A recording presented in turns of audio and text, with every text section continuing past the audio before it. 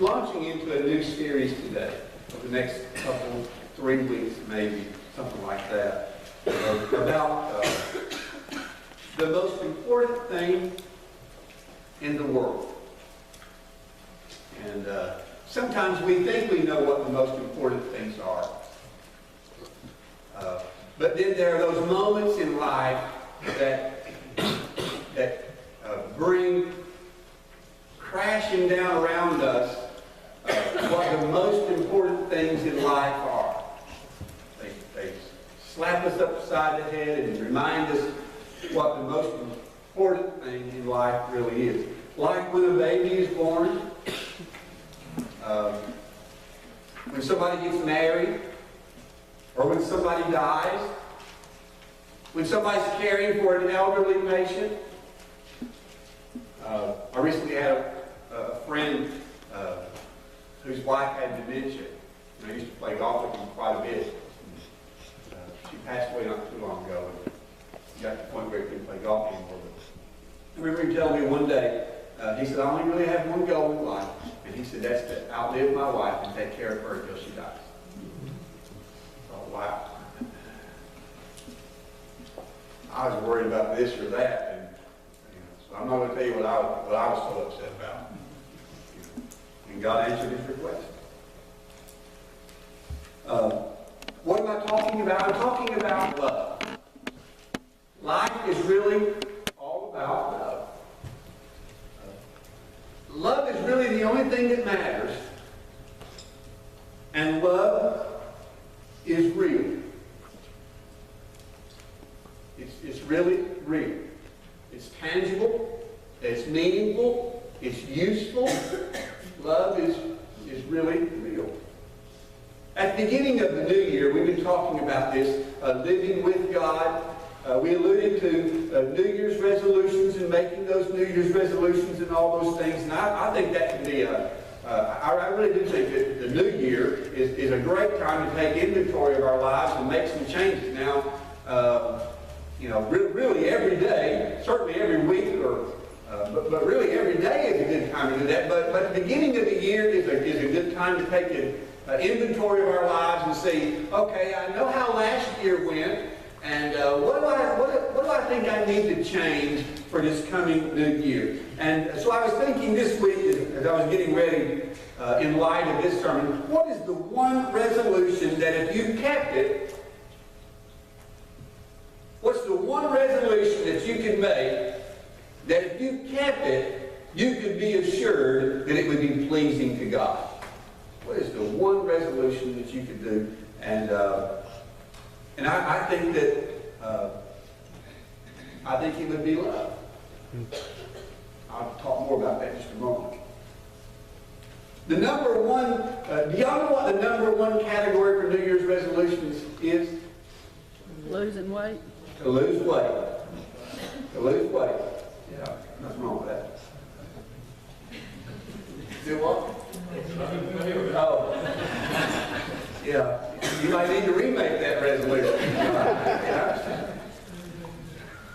Nothing wrong with trying to be healthier and lose weight. Nothing wrong with that.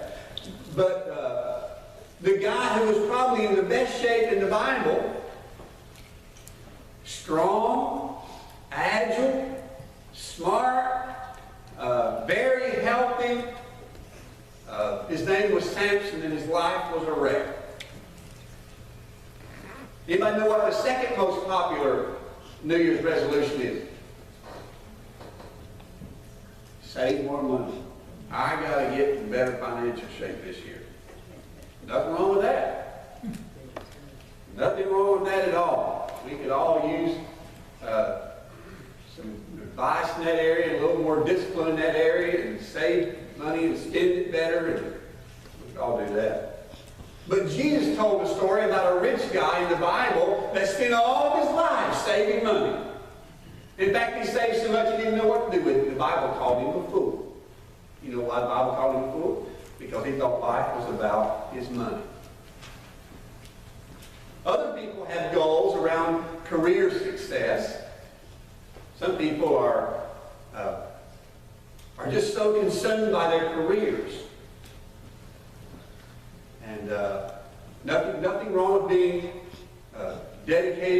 to your career and trying to do the best that you can vocationally for yourself and for your family and for the company that's hired you. Nothing wrong with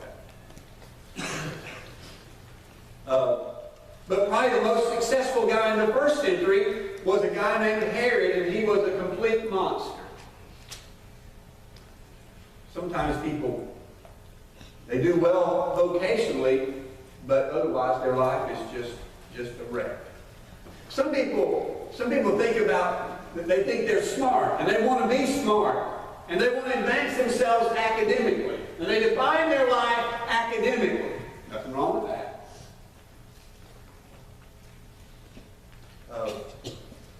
But the smartest man in the Bible decided to marry 1,000 wives. Let's move on. Won't even comment on that.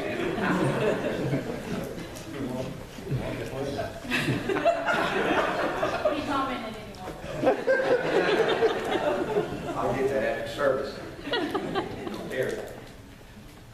But what is the one can't miss resolution? The one can't miss resolution, the best thing that you and I can do with ourselves this year would be this. Would be to learn and determine in our heart to love more. The Bible says this. I didn't put this in the outline, but let me read this to you from 1 Corinthians chapter 13, verse 1 through 3.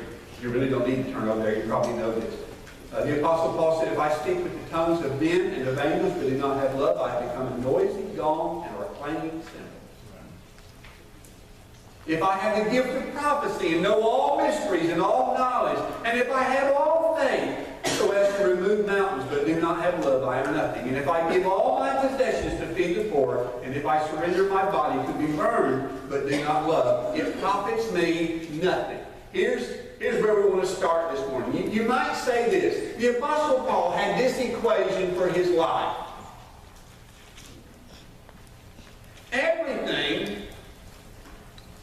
The Apostle Paul had this equation for his life. Everything minus love equals 0.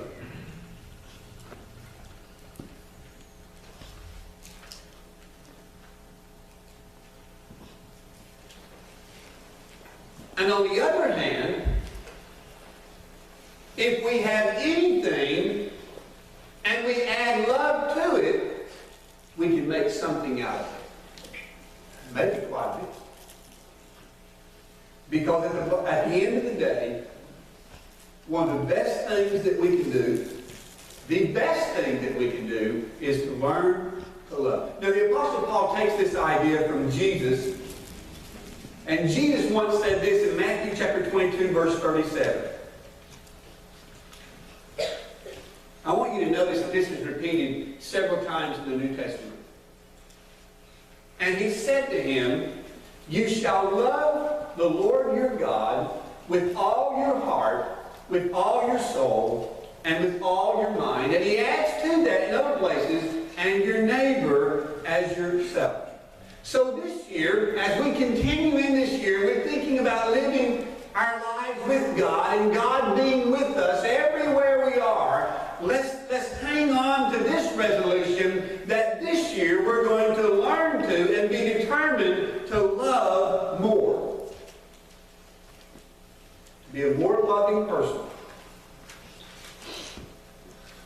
Now, if your goals are to be physically fit, you probably join a gym. If you want to be more financially successful, maybe you took evaluation stock of that, maybe you hired a financial counselor. If you want more academic success, maybe you hired a tutor or a mentor. But where do you go if you want to learn how to love more? This answer may surprise you. It is the church.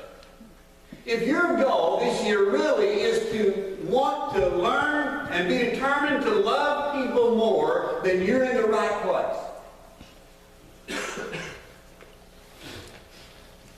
Because the goal of the church, now listen to this. This may surprise you a little bit. Maybe it won't surprise you. maybe it will just readjust our thinking about the importance of what it is that we do. The goal of the church is to be a place where people learn to and do love more, not less. Let me say that one more time. The goal of the church, of everything that we're doing here, is to be a place where people learn to and are determined to love more and not less. That's what the church is all about. Well, I thought it was to have more in Sunday school. Well, that's just more people to love. If you're not loving them, it doesn't make a difference. I thought it was to have better offerings, to build bigger buildings. No.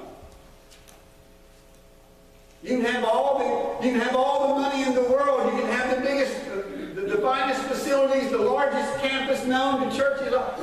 But if you don't love people, and if people come in your congregation and they do not feel love, then you're wasting your time. I'll tell you one of the most important things that took place here today is for us to tell Brad and Jacob we love him. Yeah. I don't care what we did here today, what we didn't do. The Apostle Paul wrote this in 1 Timothy chapter 1, verse 5. You may never have seen this like this before. He said, but the goal of our instruction is love from a pure heart and a good conscience and a sincere faith. The goal of Christian instruction is not people who know a lot about the Bible, but people who, through their knowledge of the Bible and their relationship with God, love more.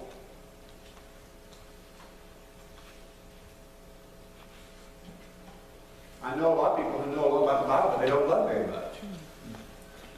You know how much they're worth? Zero. You know how pleasing they are to God? Zero. It's wonderful to know the Bible. You can attend Sunday school every Sunday. We hope that you do.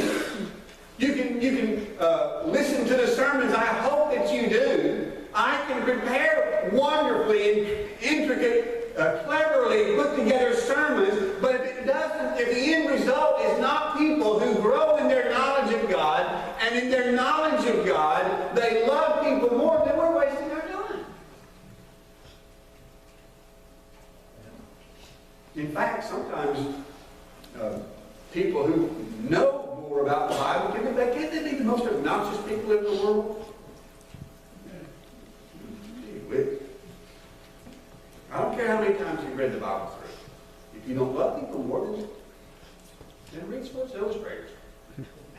Now, concerning things sacrificed to idols, we know that we all have knowledge. But knowledge makes arrogant, and love edifies.